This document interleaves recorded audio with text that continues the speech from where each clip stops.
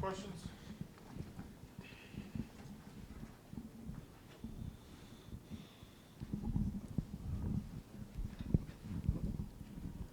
Joe, I know you talked a lot about him after last game, but Amari's growth this season, I think you mentioned earlier in the year, like his rapid progression gave you the faith to throw him into certain scenarios earlier in the year.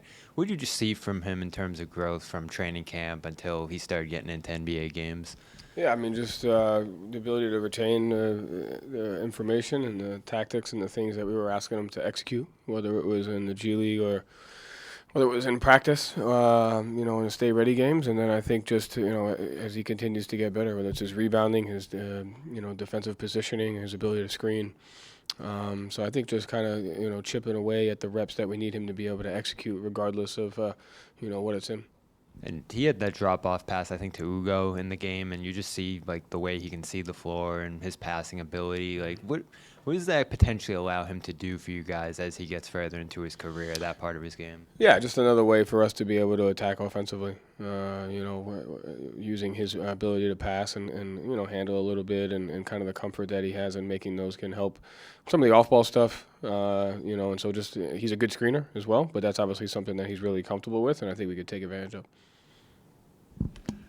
Josh he was healthy and he didn't play, but now he's available. What does he need to do to kind of get back into the rotation, and can you use him, especially with Nemi's out tonight, maybe as a 5? Like, how do you kind of bring him back up? Yeah, I mean, we definitely need him. I mean, he's obviously helped us win games, before he was hurt, and is a part of the progression and kind of the depth that we have is, from the ability and his length, ability to rebound, his ability to force turnovers and kind of guard other teams. And so really it's nothing that he did wrong. It's just continuing, to get healthy and continue to just chip away at the things that are important, the rebounding, the defense. He's continuing to shoot the ball well, whether it's in workouts or not. And so, we have full trust in that. It's just continuing to chip away at those things, those impact plays that he's made for us.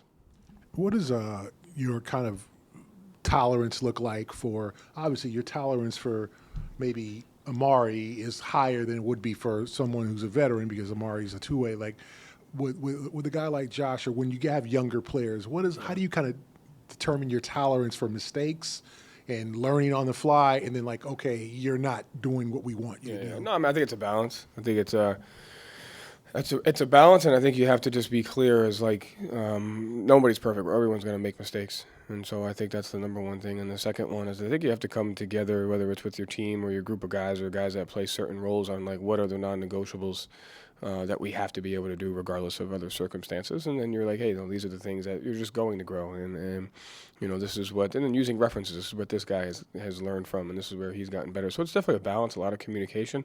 But, everything's changing. A mistake. You want to treat it the same if it's a 30-point win or if it's a 1-point loss. You want to teach really the lesson of like, hey, this possession is just as important regardless of what's going on around you, and just continue to work to understand that. Thanks.